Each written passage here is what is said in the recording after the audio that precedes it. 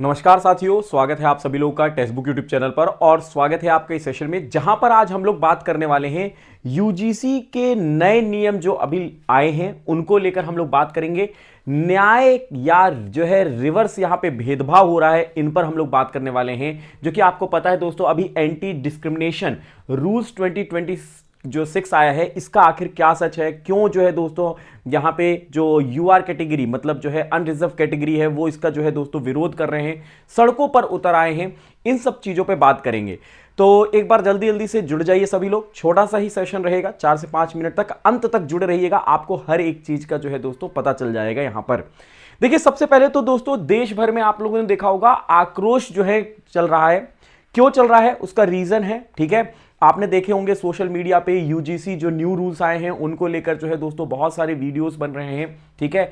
और आपने देखा होगा जो मैसिव नेशन वाइड लोग आउटरीच कर रहे हैं। आउटरीच का मतलब जो है दोस्तों लोग सड़कों पर आ रहे हैं, सड़क पर उतरकर जो है स्वर्ण समाज मतलब जो है दोस्तों जो जनरल कैटेगरी जिसको हम लोग कहते हैं, ठीक है, तो वो भी जो है दोस्तों रोड पे आ रहे हैं और वो जो है कह रहे हैं कि यूजीसी ने जो नियम बनाए हैं वो गलत हैं, ठीक है। और शेम ऑन यूजीसी ऐसा भी बोला जा रहा है। यूजीसी मतलब है यहां पे यूनिवर्सिटी ग्रांट कमीशन।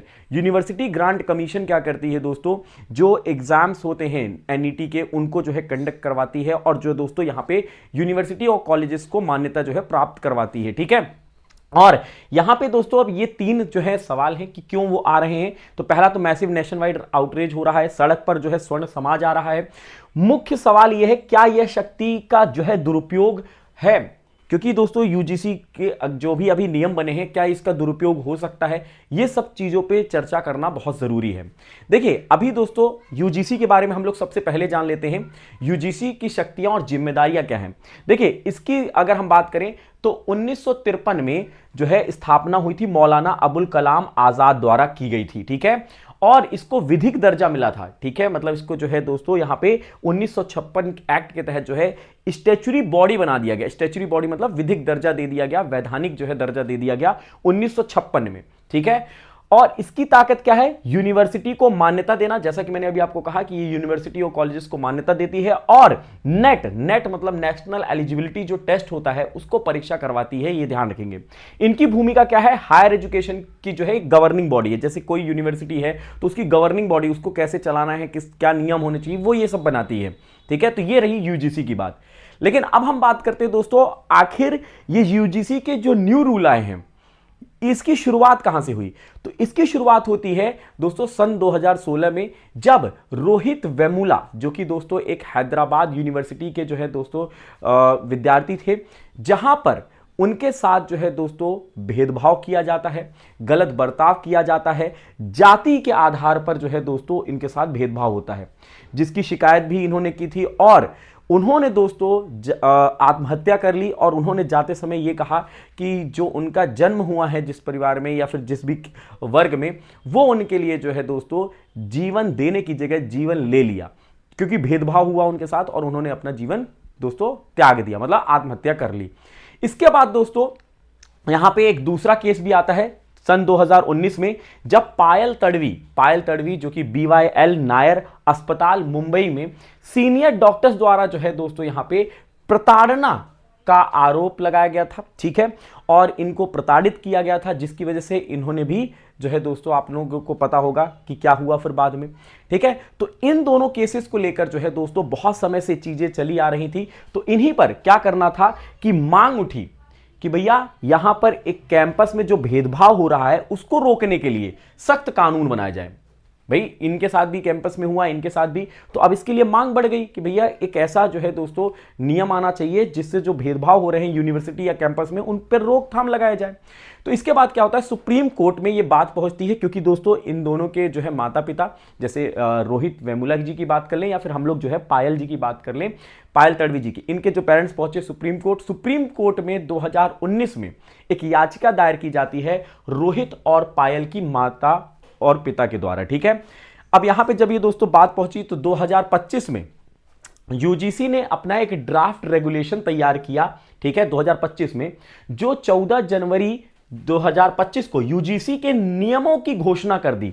इन्होंने 2025 में यूजीसी के नियमों की घोषणा करते हैं और 27 से 25 अप्रैल सुप्रीम कोर्ट को सूचित किया गया और जो है अनुमति मिल गई।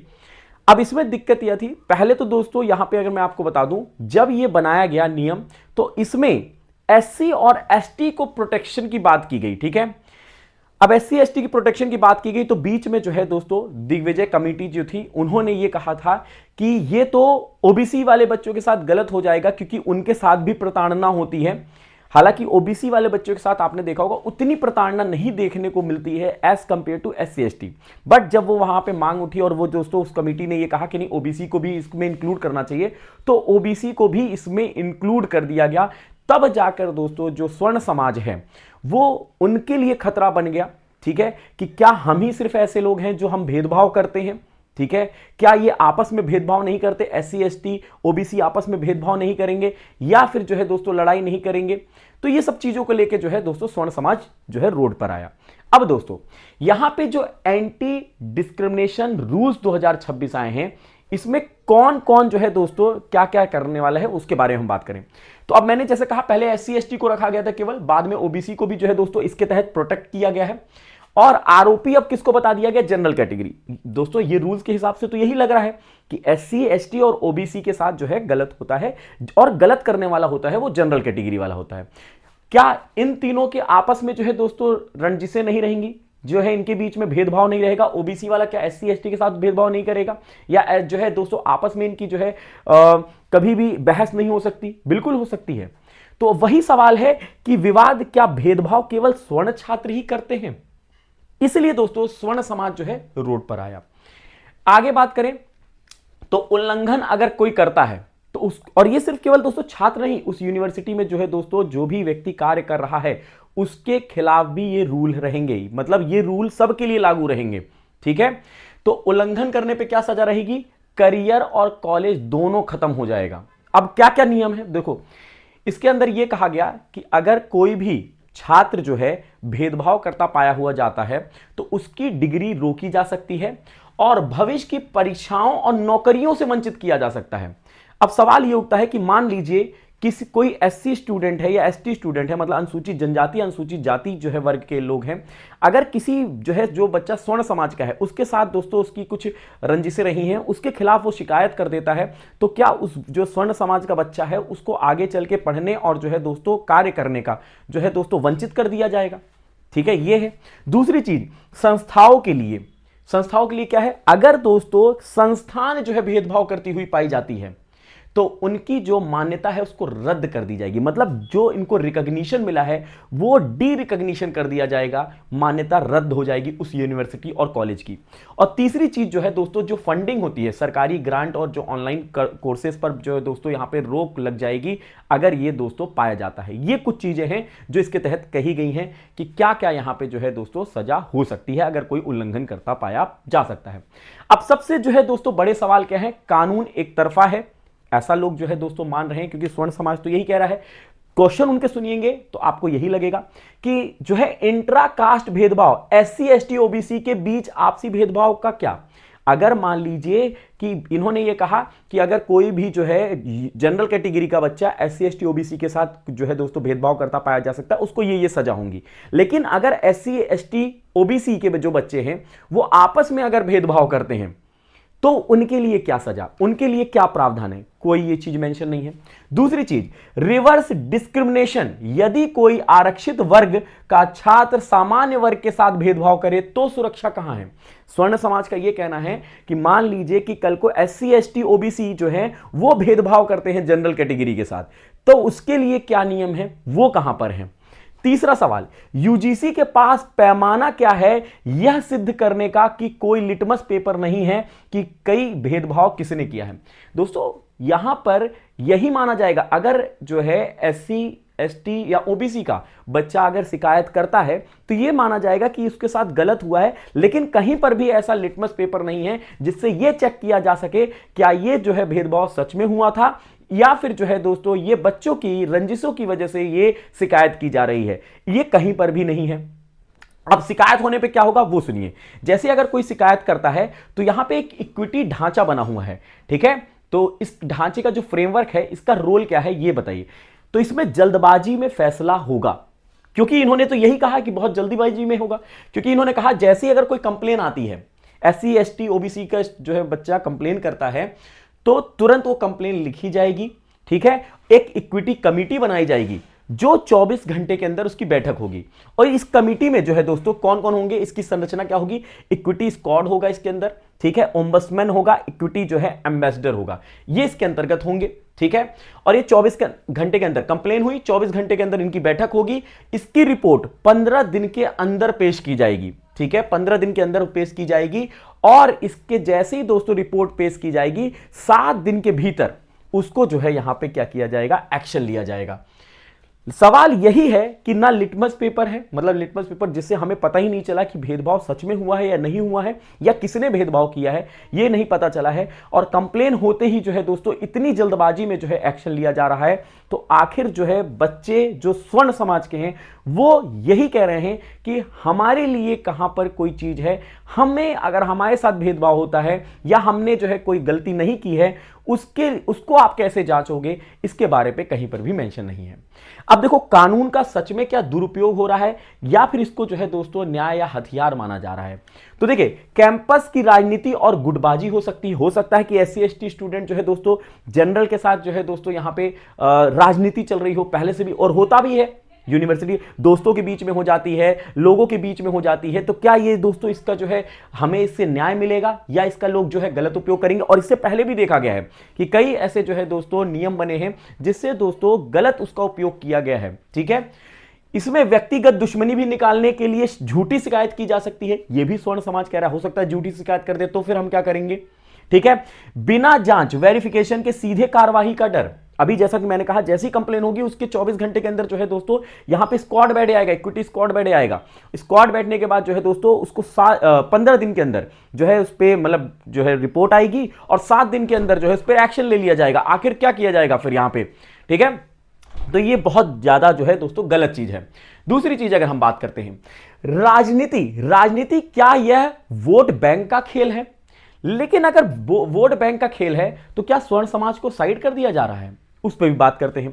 तो देखिए उत्तर प्रदेश चुनाव और अमित शाह की जो है चुनावी जो है बिगुल के बारे में समीकरण क्या कह रहे हैं, स्वर्ण बनाम OBC SC ST भाई कह रहे हैं क्या जो है स्वर्ण समाज को अलग ही कर दिया गया, जबकि दोस्तों इनकी पॉपुलेशन मतलब अगर हम बात करें सबसे ज्यादा जो परसेंटेज है वो स्वर्ण समाज का ही है। सवाल क्या भाजपा स्वर्ण वोट को जो है ग्रांटेड मानती है, केवल SC ST और OBC के ही जो है वोट को जो है सीरियसली ले रही है। जातिगत राजनीति का क्या न्याय अध्याय है ये हमें देखना होगा, ठीक है। इस पे अगर हम बात करें स्वर्ण समाज जो है 43 करोड़ की अनदेखी की जा रही है, ऐसा जो है दोस्तों कहा जा रहा है कि केवल जो है दोस्तों सीरियसली किसको ले रहे हैं, SC ST और OBC को ले रहे हैं। बाकी जो जनरल कैटेगरी है जो कि दोस्तों अब सबसे ज्यादा है अगर हम देखते हैं यहां पे, तो अगर आप देखोगे SC ST OBC मिला के 67% है और लगभग 33% जो है दोस्तों जनरल कैटेगरी है। क्या इनको अब हल्के में लिया जा रहा है या जो है इनको अनदेखा किया जा रहा है। तो देश की आबादी का लगभग जो है 1/3 करीब 43 करोड़ जो है स्वर्ण जो है समाज है। अर्थव्यवस्था में अहम योगदान, ठीक है। अगर हमारे साथ खड़े रहने की यही जो है सजा है तो हम साथ छोड़ देंगे, ये दोस्तों एक स्वर्ण जो है नागरिक कह रहा है कि अगर हमारे साथ खड़े रहने की यही सजा है तो हम साथ छोड़ देंगे, ठीक है। इसके बाद जो है संगठित विरोध क्या कह रहा है, S4 और समाज की मांग कर रहा है। S4 क्या है, स्वर्ण समाज समन्वय समिति की मांग कर रहा है। अन्य संगठन जिसमें ब्राह्मण महासभा करणी सेना और वैश्य और जो है कायस्थ संगठन की मांग कर रहे हैं। आपने देखा होगा निशिकांत दुबे जी जो सांसद हैं उनके बयान और जो है पब्लिक ट्रोलिंग उनकी ऊपर हुई, ठीक है, जब उन्होंने बयान दिया था। मांग यहां पर क्या है, मांग यह है कि दोस्तों झूठी शिकायतें के खिलाफ सुरक्षा और जांच करनी चाहिए। मान लीजिए किसी ने जो है यहां पे झूठी जो है शिकायत कर दी, आपने तुरंत उसको कंप्लेन ले लिया, लेकिन क्या आप उसकी जांच किए कि क्या यह सच में जो है सही है या गलत है, ऐसा कोई भी नहीं आपने कहा। आपने डायरेक्ट सजा की बात कर दी, आपने डायरेक्ट कहा कि वहां पे स्क्वाड बैठ जाएगा, ठीक है। इसके बाद अब खतरा जो है क्या है, समाज टूटने की कगार पर है। जैसे कि अगर हम बात करें, अगर मेरिट वाला छात्र झूठी शिकायत से डर गया तो देश की तरक्की कैसे होगी। भाई अगर स्वर्ण समाज का व्यक्ति जो है, मान लीजिए कोई छात्र है वो जो टॉपर है, लेकिन अब वो इस चीज से डर रहा है कि अगर कल को कुछ होता है तो वो मेरे ऊपर कोई शिकायत कर देगा, तो वो तो क्या करेगा, देश की तरक्की रुकेगी, जो टॉपर्स होंगे वो क्या करेंगे। कैंपस सीखने के लिए है, जाति युद्ध के लिए नहीं। हो सकता है कि इस रूल का जो है गलत इस्तेमाल किया जाए तो कैंपस जो है दोस्तों पढ़ने के लिए नहीं, जाति युद्ध के लिए हो जाएगा, लोग आपस में ही लड़ रहे होंगे। छात्रों के मन में नफरत का बीज बोना है, ठीक है। और SC ST एक्ट के दुरुपयोग का पुराना अनुभव रहा है, और जब यह रूल आ रहा है जिसमें OBC को भी इंक्लूड कर दिया गया है केवल जनरल कैटेगरी को छोड़कर, तो अब यहीं पे यह सवाल उठता है कि क्या सच में इसका अब और दुरुपयोग होने वाला है। तो यही है दोस्तों, अब इसका अगर हम निष्कर्ष निकालते हैं, संतुलन और एकता की जरूरत है हमारे समाज में, ठीक है। भेदभाव गलत है, लेकिन समाधान रिवर्स भेदभाव नहीं है। भाई अगर भेदभाव हम कर रहे हैं तो ये तो बिल्कुल गलत है, लेकिन वही रिवर्स भेदभाव हो जाए, मतलब अगर SC ST OBC के साथ जो है दोस्तों भेदभाव हो रहा है तो उसको रोकना है, लेकिन वही रिवर्स भेदभाव हो जाए कि जनरल को एक साइड कर दो बाकी सब एक साइड, तो क्या रिवर्स भेदभाव इसका सॉल्यूशन है? बिल्कुल नहीं है, ठीक है। सरकार को चेक्स एंड बैलेंस लगाने होंगे, ठीक है। चेक्स एंड बैलेंस का मतलब है कि अगर झूठी शिकायत हुई है तो उसको जो है जांच पड़ताल करवानी होगी, तभी उसके आगे कार्रवाई करनी होगी। यह लड़ाई दलित बनाम जनरल नहीं, बल्कि न्याय बनाम अन्याय की होनी चाहिए। सही बात है ना भाई? ऐसा नहीं है कि भाई ये दलित और जो है दोस्तों स्वर्ण जो है वर्ग के लोगों की है, ये जनरल, ये तो दोस्तों न्याय बनाम अन्याय है। किसके साथ न्याय हो रहा है, किसके साथ अन्याय हो रहा है, ये इसके बीच में है। और देश को जातियों में नहीं बल्कि जो है राष्ट्रवाद में जोड़ने की अब जरूरत है। वो समय है कि हमें जोड़ के रखना पड़ेगा हर एक चीज को, अगर हम चाहते हैं कि कुछ अच्छा कर सकें। इसलिए अब जो इसका निष्कर्ष यही है कि सबसे पहले तो बैलेंस होना चाहिए, सारी जांच पड़ताल होनी चाहिए, उसके बाद कंप्लेंट दर्ज होनी चाहिए। और जो ये आपस में SC ST OBC के जो एक ही कैटेगरी में रखे गए हैं, अगर ये आपस में भेदभाव करते हैं तो इनके साथ क्या नियम होना चाहिए, और अगर SC ST OBC जो है जनरल के साथ अगर भेदभाव करते हैं तो उसके लिए क्या होना चाहिए, ये सारा प्रावधान जो है मेंशन होना चाहिए, जिससे क्लियरिटी जो है स्वर्ण समाज को भी आ सके, उन छात्रों को भी आ सके जो डरे हुए हैं, जो अपने हित के लिए बात कर रहे हैं। आप इसके बारे में क्या सोचते हैं जरूर कमेंट बॉक्स में कमेंट करके बताइएगा। ये जो है एक छोटा सा इंफॉर्मेशन था आप लोगों के लिए। आई होप आपके लिए जो है पूरी जानकारी आपको मिली होगी। अगर ऐसा है तो लाइक और शेयर जरूर करिएगा, और कमेंट बॉक्स में अपने जो है राय को जरूर बताइएगा, और जुड़े रहेगा हमारे साथ टेक्स्ट बुक यूट्यूब चैनल पर। धन्यवाद। जय हिंद, जय भारत।